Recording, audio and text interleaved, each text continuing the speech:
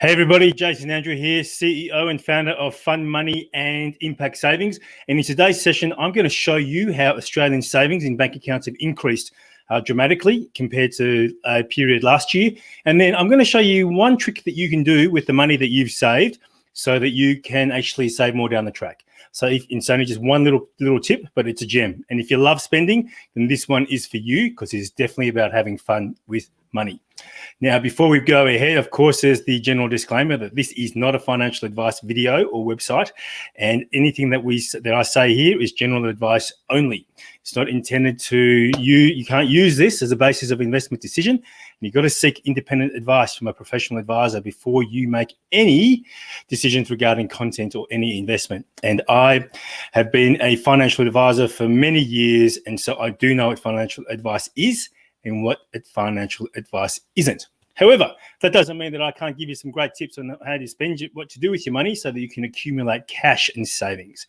Okay, so what I'm going to share with you is information that I have pulled from the APRA website. I'm going to share my screen here.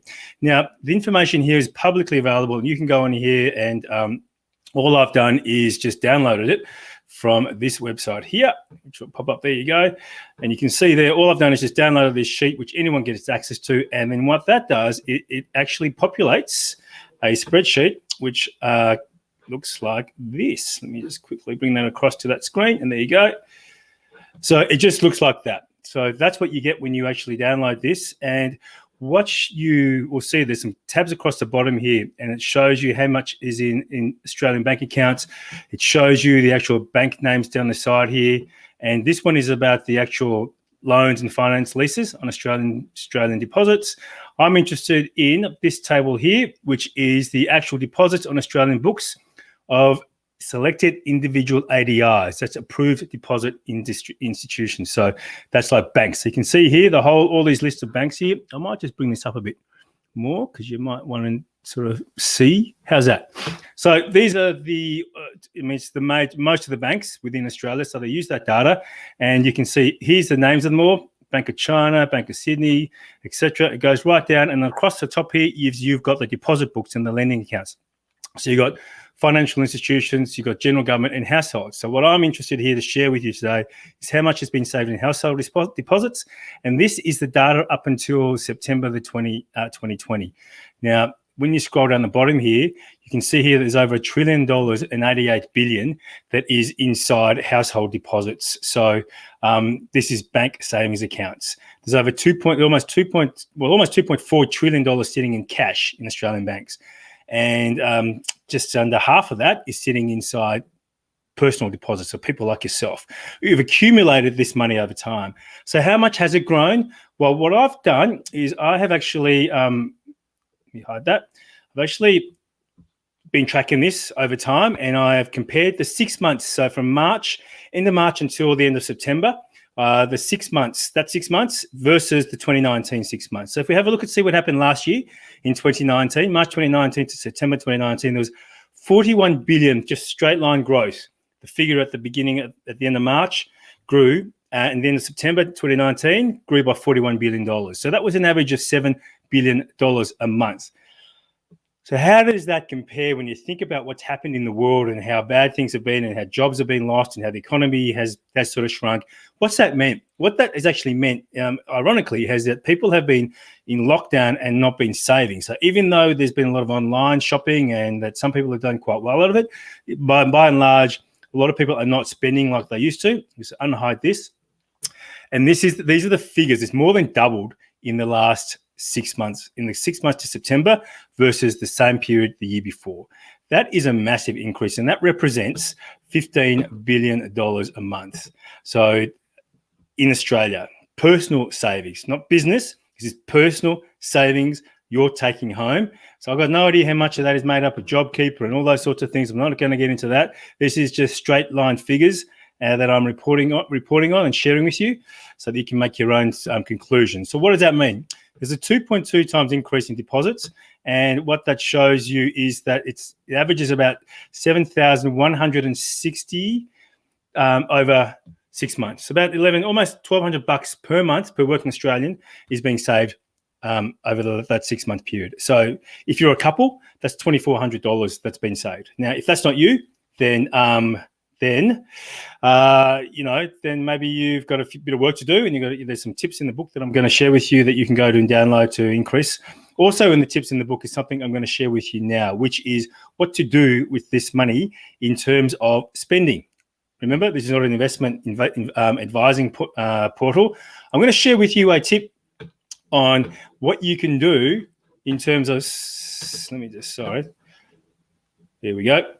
What you can do in terms of how to spend that on just one little tip. And I'm going to introduce this thing called the Samuel Vimes Boot Theory of Socioeconomic Unfairness. Now, that's a bit of a big statement to swallow, but you're going to love this if you like spending. And for those of you that like shopping, then you're going to absolutely love this even more. So, generally, this is probably the ladies in here. So this is for you. I'm not generalizing, it's just general kind of fact that most ladies shop more than guys, and so this is for you. Now, here in General Vimes' Boot Theory, it's from a Terry Pritchard novel, and so General Vimes says buy quality, and because quality lasts, and we all know that, and we all say, well, I managed to save money by going and spending less, and I'm going to show you how that's actually the case. Okay, so what I want to share with you is just this little chapter. Now I've got to go back into sharing my screen. Sorry guys, bear with me 2 secs while I share my screen. On here, we'll go back into that, and I'm going to share with you this. Okay, so this is just a portion out of the ebook that I'm going to encourage you to download because it's really awesome and it's free, and it shows you the theory of socioeconomic unfairness. So this is sort of set way back in the in the 19th century, 1800s or the 1700s, and it says, take Boots, for example. I'm going to read this out to you. He earned $38 a month plus allowances. A really good pair of leather boots cost $50, but an affordable pair of boots, which were sort of okay for a season or two, and then leaked like hell when the cardboard gave out, cost about $10. So those were the kind of boots that Vimes always bought, and wore until the soles wore so thin that he could tell where he was in that city on a foggy night by the feel of the cobbles. But the thing was that good boots lasted for years and years, and a man could afford $50, and a man who could afford $50 had a pair of boots that he'd still be keeping his feet dry in 10 years' time, while the poor man who could only afford cheap boots would have spent $100 on boots in the same time and would still have wet feet. Now, Captain Vimes went on to say that the reason the rich were so rich was because they managed to spend less money. So, do you have a piece of quality clothing that you've had for years? I'm going to show you done a little rudimentary graph here just to sort of highlight the example just quickly for you. Have a look at this up in this on your screen there that you can see. I'm going to stop screen sharing for a second. Now, have a look at that. Now, what that shows you, I've projected that out to 12 years just for the example. Now, the red bar is the rich guy who spent $50 on a pair of shoes. And Captain Vimes spent his $10, which is the blue bar. So year 1, year 2, 3, 4, 5, 6, 7, 8, 9, 10. You see it sort of accumulate. So $10 each year equals $100. After 5 years, the rich person who's only spent $50 on his boots is ahead of the poor person who's trying to struggle and trying to keep up. And over 12 years time, then obviously that's even more that they've saved. So this one simple example, which is from a fiction novel, but it actually is a lovely example to show you, and that's to give you guys out there who love your spending, to give you the ability to go to your partner and say, well, actually, it is good if I spend, but I need to spend quality. Now, I'm not saying go spend quality every quarter. So when you spend quality, this is quality and lasting pieces. And one way that you can do that is to, and this is something my wife got me to do, which I was very reluctant to do, but anyway, it was a great tip, and she said for me to go and get a stylist. So yes, guys, I went and got a stylist, and what a stylist actually, it might seem counterintuitive, but when you're trying to save money, what a stylist can do can help you understand the sort of clothes that are good for you, the color, all that kind of stuff. But what it does, it actually saves you money moving forward. And I went 8 years ago to see this stylist, and I was very reluctant. And in fact, the shirt I'm wearing today was one of the ones that she she made that I bought with her, and it's lasted me. I've worn this all over the world. I've been to like over a dozen countries. I've traveled like 5 or 6 times every year internationally, and this shirt has been with me every time.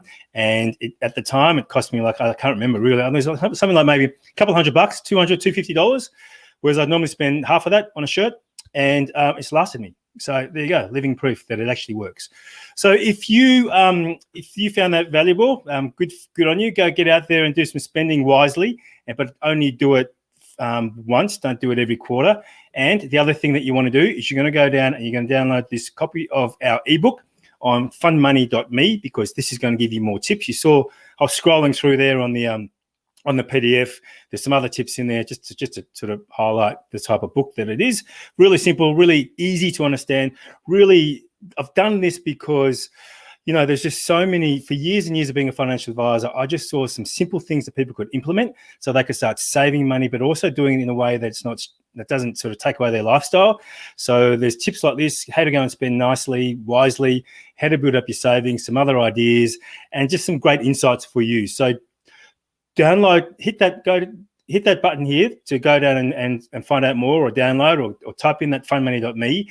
Download that ebook now because it's free. Also, like this page on whatever medium that you're watching this on, because I've got more tips like this, and I really enjoy giving value like this to you guys. And hopefully that has been something that you're going to take, and look forward to hearing about your